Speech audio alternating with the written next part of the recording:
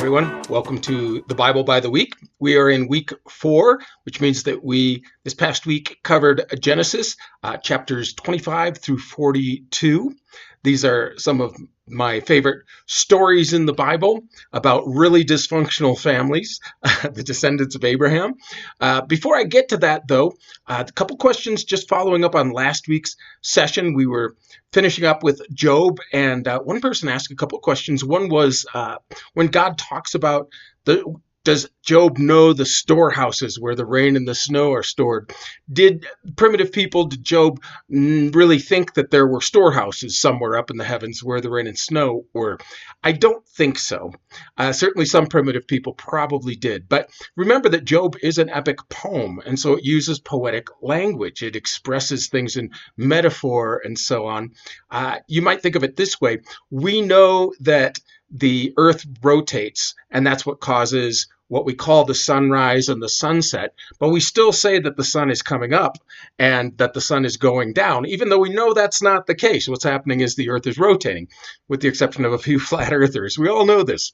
And so I think it was the same in Job's day. Even in his day, these were images that God uses. Yes, he's expressing in earthly terms, things that we don't understand. I'm sure we have a better understanding of the precipitation evaporation cycle than Job did, but nonetheless, it's meant to be poetic language to express how much Job doesn't know. Another question along the same lines was, at the end of Job, the Orion and the Bear and Pleiades are mentioned. Did the Hebrews invent these names for the stars? And the answer is no. Those names actually come to us in our English language. The Hebrew words used there are different and distinct, but translators are aware from comparing various documents which constellations were referred to by the Hebrew names. And in translating it into English, they use the names that we're familiar with in English, like the Bear, or in Greek, like Pleiades. So just wanted to touch base on those. If you do have any questions, please email me or message me so that I can respond to them, because other people probably have the same questions. Now, diving into Genesis, I want to just point out to the start, there's a difference between description and prescription. Description just describes what's happening without commenting necessarily on whether it's good or bad. That's the difference between news and analysis, right? Prescription tells us what we should do. So we have people like Abraham had a child through his maidservant. This was not what God intended. This was not God's will. He shouldn't have done that. We have some plural marriages that we're going to get into today. And these are described how this ended up happening, but it never says this was God's will. In fact, what we have is some really dysfunctional families among the descendants of Abraham. When we left last week, Abraham was still waiting for God to fulfill his promise that he would have many descendants, that he would inherit the land of Canaan, that all nations would be blessed through him. But his wife Sarah dies. He has to buy property. And this is an act of faith, to buy a place to bury his wife, because he's acting on faith that someday God will fulfill his promises and all this land will belong to his descendants. So he does that.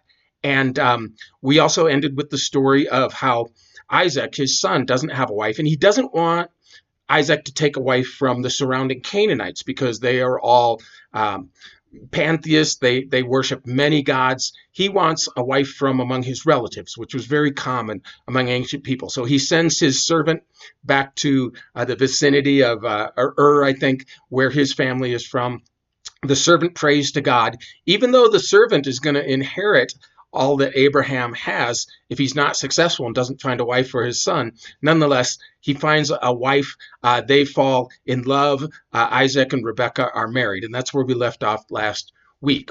Now, after Sarah dies, we pick up in chapter 25. We find out that Abraham marries again. He marries a younger woman named Keturah. And this explains to me why, when I was growing up, there was this song, Father Abraham had 7 sons. And I'm like, what does that mean? Is this figurative that, it means all of the sons? Because there is a version that said Father Abraham had many sons. But I'm thinking, Isaac and Ishmael, that's not many. Well, it turns out that when he remarried, he had 5 more sons. Nonetheless, in ancient cultures, among the ancient Hebrew, the oldest son typically would inherit the birthright, and that's going to be important. What that meant that he inherited the lion's share of the estate, and he was also responsible for the care of his elderly parents. And this was called the birthright. And it generally went to the oldest son, although in the case of Abraham, it went to Isaac because his oldest son, Ishmael, was not by his wife, but by her maidservant, Hagar. So Isaac inherits the household when Abraham dies. Isaac's wife, Rebekah, whom he loves, is barren. But God intervenes, and she has twins. Now, this is important. The twins come out. The first one to come out is going to inherit the birthright. So they pay attention to his coming out. And his name is Esau, which means red, although later he's referred to as Edom. And you'll hear about the Edomites, kind of adversaries of Israel. Those are the descendants of Esau. And Jacob, when he comes out, because he's grasping the heel of his brother who's just come out, he's called the one who grasps the heel. Now, you might think of it this way, as the one who pulls your leg, because there's an element of meaning to this name that involves trickery. It's a trickster. Somebody who grabs your heel is somebody who's tripping you up, who's tricking you. And that will actually be true of Jacob. So as they grow up, Esau is an outdoorsy guy, loves hunting. His father loves him because he's outdoorsy and rough, a manly man. And Jacob is a mama's boy. He sticks around the tents. He knows how to cook. One day Esau comes in from the fields and he's starving because he hasn't gotten any game. And his brother Jacob has cooked this delicious smelling lentil stew. And he says, give me some of your stew. And he says, well, what will you give me in exchange? He said, I'll give you my birthright because I'm going to die if I don't get this stew. And he says it flippantly. It shows he doesn't really value his birthright. But Jacob remembers this. He gives his brother some of the stew. And later on, when it's time for Isaac is elderly and he's dying, he's going blind, and he wants to confer officially the birthright on Esau. Well, Jacob and his mother conspire to trick their father. He wraps like goat's fur around his arms because his brother's all hairy and he's smooth skinned, and he wears some of his brother's clothes so that he smells like his brother, and they trick his father into giving him the birthright. Now, when Esau comes in, he's gone out to hunt some game because his father told him he'd give him the birthright, but first he wants this meal. Well, while he's out hunting game, his mother and his brother prepare a wonderful dish made out of goat with apparently a gamey flavor, so that his father can't tell the difference. So the father doesn't know he's tricked until Esau comes in, and Esau says, no, give me my birthright. And he says, I can't. I already gave it to your brother. He does give Esau a blessing, but Esau is so mad he vows that he's going to kill Jacob. Of course, word gets back to Jacob, and he has to flee for his life. Where does he go? He goes to his mother's brother, Laban, who lives apparently some distance away. He flees for his life. Now, along the way, of course, he's scared for his life, but God affirms. God had predicted, actually, before he was born, that the younger would receive the birthright, and God affirms this in that when Jacob lays down at a place that's later called Bethel, he uses a stone for a pillow, which probably is why he had a wild dream. He lays down to sleep, and God gives him a dream, gives him a vision of angels ascending and descending on a stairway or a ladder, which is where you get in the spirituals, you hear about Jacob's ladder. And the inference is that God is interactive in our lives, that he's not some distant God, that just as he interacted with Abraham and just as he interacted with Isaac, that he is going to be present and interact with Jacob in his life, that his servants, his messengers come and go from heaven, and he's not unaware of what's going on. And in fact, God will renew his covenant with Abraham and Isaac. Jacob, too, will receive the renewed covenant that he will have many descendants, that his descendants will inherit the land, and that they will be a blessing to all nation. Out of him, in fact, will come kings. So he goes on to Laban's house. When he gets there, he sees this beautiful young woman who's at this well, falls in love with her at first sight. Turns out to be his cousin, but that's not a problem in ancient times. And so he asks his uncle Laban for her hand in marriage. And Laban says, well, you need to work 7 years for me, and then I'll give you her hand in marriage, which is a long time, but he agrees to do that because he loves her so much. He works 7 years to marry her. But Laban doesn't like it because he has an older daughter named Leah. Leah is described as having weak eyes, possibly unattractive. She just has some kind of vision difficulty. There's no ophthalmologists in those days. And it's their custom that the oldest should be married first. So on his wedding night, Jacob is tricked. It probably didn't hurt that he was likely drunk, but instead of Rachel, the wife that he's worked 7 years for, being brought into the wedding tent so that he can consummate the marriage, her sister Leah is brought in. And of course, they're wearing veils. And as I said, it probably doesn't hurt that he'd had a lot to drink, but he ends up consummating the marriage with her sister Leah. And it's in the morning he discovers that he's lying not with Rachel, but with Leah. And he's furious, and he confronts Laban, and he said, well, it's our custom that the oldest should be married first. But here's what I'll do. I'll give you the younger sister too, on the condition that you work another 7 years for her. You can have her now, actually after a week, but then you have to work another 7 years. Well, so much did Jacob love Rachel that he was willing to do that. So he ends up staying with Laban for 14 years. He's in charge of Laban's flocks. He is blessed by God through breeding manipulation. He manages to grow the animals. Laban is willing to give him the spotted animals, the ones that are less desirable, and they produce like crazy because God is blessing Joseph as he's promised to.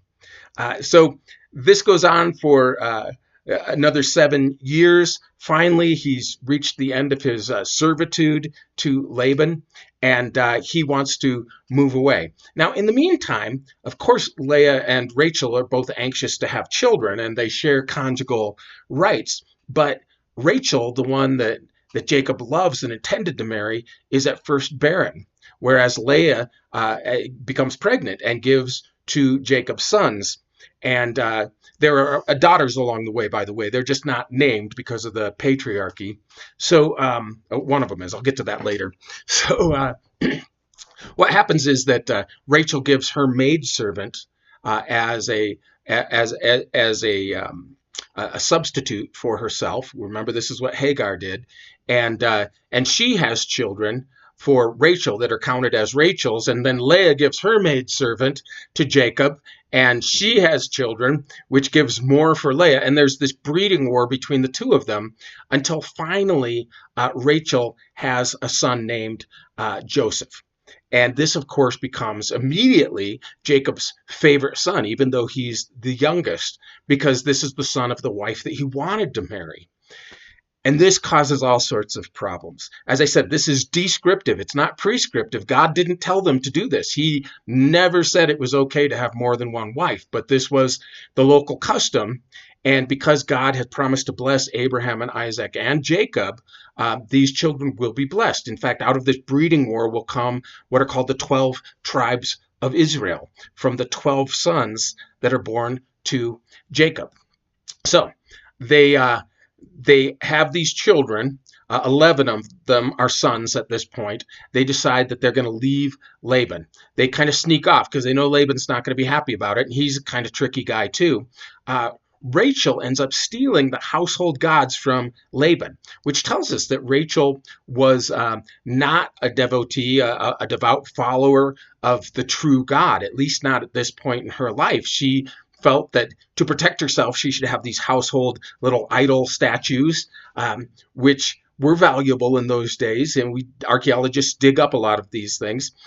They're headed out, and Laban catches up with Jacob. Of course he does, because Jacob's got like 11 children and 4 wives and servants and all these flocks and so on. And he tells Jacob, that somebody's stolen these idols. And Jacob says, nobody here did that, not knowing that Rachel has done that. Rachel has hidden them in her saddlebags. And when they come to search her saddlebags, she said, pardon me for not getting up, but it's that time of the month. And so they're like, oh, okay.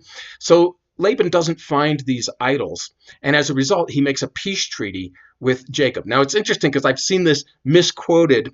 The phrase is, may the Lord watch between me and thee while we were absent one from another. In fact, I've seen this on little medallions that you can split, between lovers where, say, oh, the Lord will watch between us while we're gone. Except for that, in the context, this is actually not a romantic or even a loving thing. This is, you better watch because the Lord is going to be watching between me and you, buddy. You better not do the wrong thing.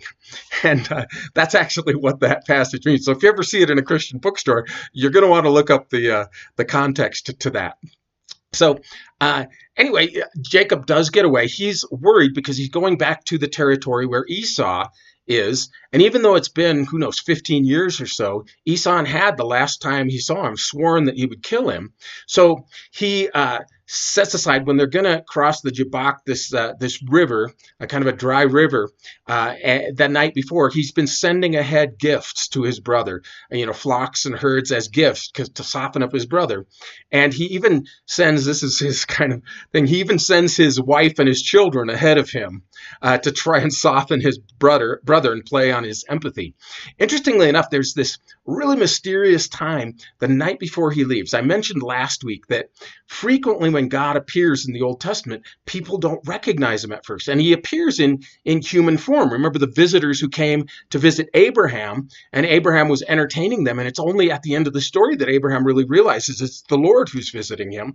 Well, the same thing happens with Jacob. The night before, he's not able to sleep, and this stranger comes, and they get into a wrestling match overnight. And interestingly enough, the stranger, they're wrestling, and the stranger actually dislocates Jacob's hip.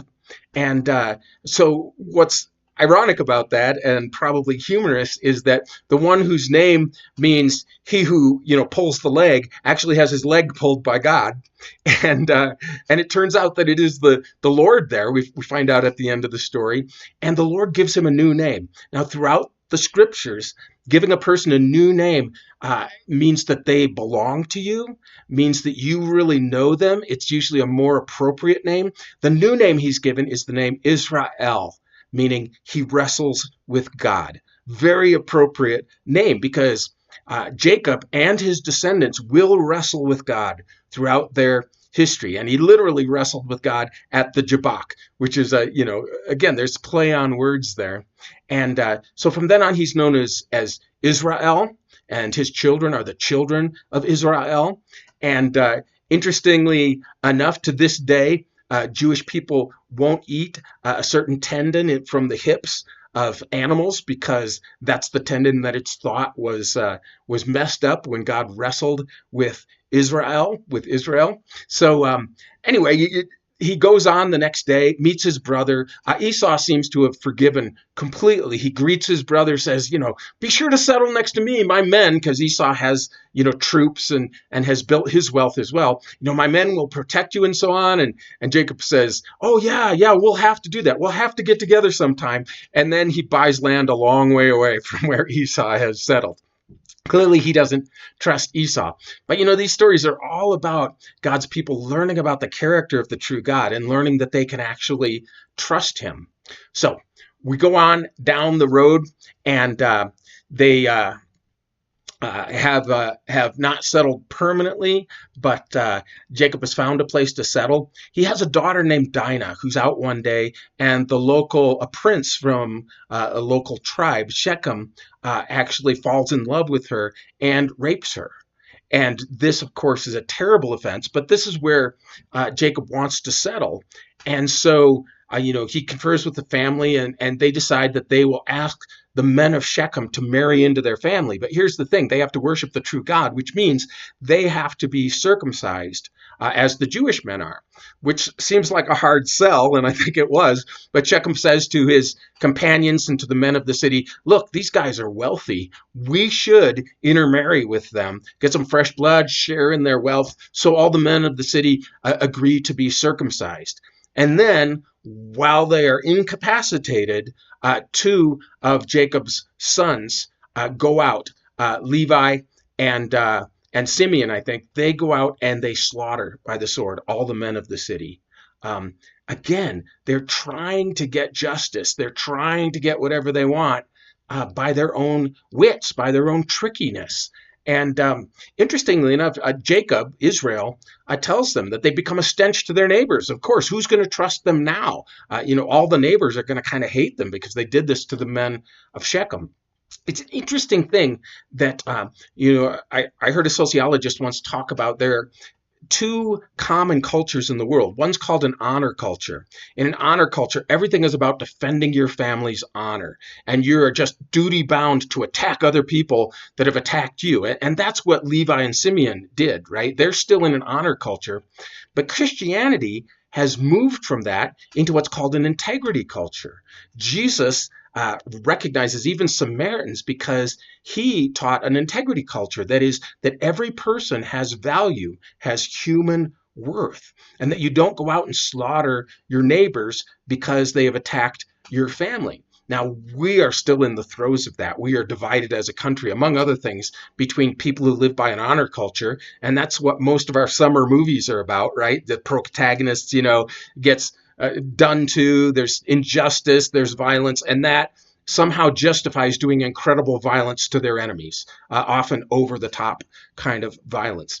This, struggle has gone on throughout human history, and I think this is a great example of it. But pay attention as we go through the Bible, because we will be moving from an honor culture where it's all about defending my family's honor to an integrity culture where every person is valuable and they are judged based on the quality of their character as individuals, and some people are considered innocent. And I just raise that because later on we're going to have entire families punished for the sake of one individual, and it's going to seem terribly unfair. If you feel that way, it's because you have been influenced by an integrity culture. If you come from more of an honor culture, then you're going to say, well, yeah, that makes sense. So we have this going on. Pretty soon, the wife that Jacob loves, the one that he worked 14 years for, Rachel, gives birth to another son, but she dies in childbirth. Interestingly enough, she wants to name him son of my sorrows, but he's named instead son of my right hand, which means, the son that the father's depending on. And the Hebrew name for that is Benjamin. So Benjamin is born. And before this happens, though, there's another thing that ends up happening. And that is the other son born to Jacob. Or maybe I shouldn't say before, but his favorite son up to this point, he's a snitch. He, whenever his brothers do something wrong, he comes and tells daddy about it. And so they hate him for that. And then he starts having dreams from God.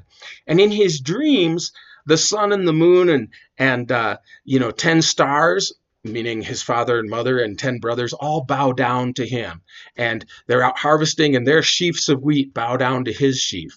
And, it's not hard to interpret this dream. He thinks that someday his family is going to bow down to him. And this just infuriates his brother.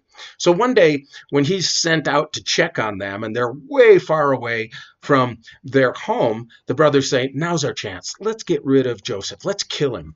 Now, Reuben, who's the oldest son, you remember the birthright son normally, he feels responsible because, in ancient times, and until recently, actually, the older children were responsible for the younger. He knows that Joseph is the father's favorite. He argues to the brothers that they shouldn't kill him. But they've thrown Joseph into this well. They've taken away this beautiful coat, this expensive coat of many colors, because dyes were expensive that the father had given only to Joseph. And just about that time, a caravan comes by, and they're slave traders. And so Reuben convinces them, instead of killing Joseph, to sell him to the slave traders. They've got him out of their hair. They don't have to worry about him again. They can make money from these slave traders. The other brothers are sold on that. They take this coat, they rip it, and they put animal blood on it. They take it back to the father and say, "Oh, father, we're so sorry, but Joseph was out in the fields on his way to us. We think, and he got attacked by a wild animal, and this is all that's left." And they hold up that coat. And of course, their father Jacob is heartbroken by this. Meanwhile, Joseph is taken to Egypt, and he's sold into slavery in Egypt. Now, in Egypt, he's sold to an official named Potiphar, an official of the Pharaoh, the king of Egypt, and he's a good worker, and he's also devout. He relies on God. He trusts in God, even though he's been sold into slavery. He doesn't despair. He does a great job, and eventually Potiphar puts him in charge of the whole household as chief servant. One problem: Mrs. Potiphar admires the physique of Joseph, and she wants to seduce him, and she tries day after day, and he resists her because it would be an offense to his God, and it would be an offense, a betrayal of his boss.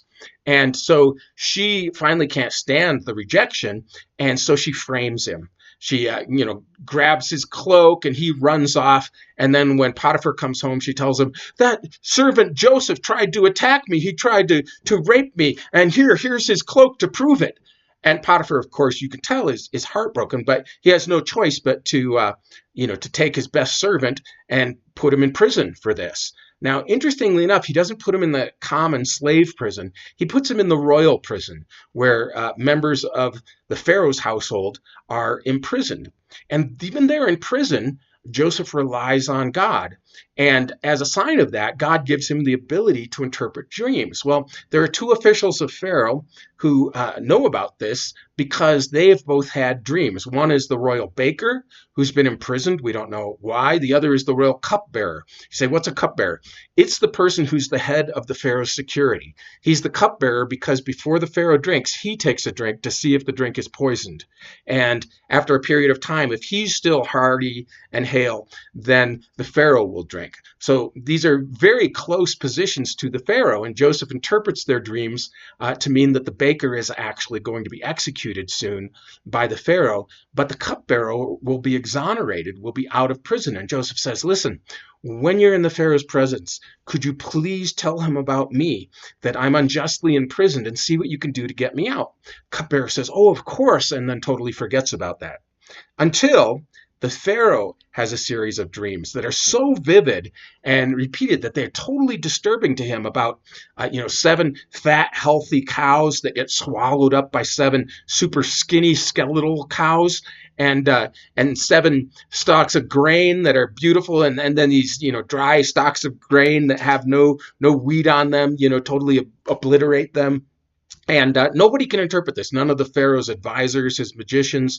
But the cupbearer remembers there's this guy in prison named Joseph who rightly interpreted his dream. And so he tells Pharaoh, and Joseph is brought before the Pharaoh. He's cleaned up and brought before him. And Joseph interprets the dream and says, "Look, there's going to be 7 years of plenty in the land. You're going to have plenty of grain, and the animals are going to grow fat, but they're going to be followed by 7 years of famine. Here's what you should do, O great Pharaoh. You should spend the 7 years taxing the people, storing up, build granaries, build storehouses to store up all of the grain and to preserve these animals, because you're going to need them for the next 7 years, and you can sell them back to your people and make a great profit. In fact, you can sell them to people from other countries." And Pharaoh likes this idea.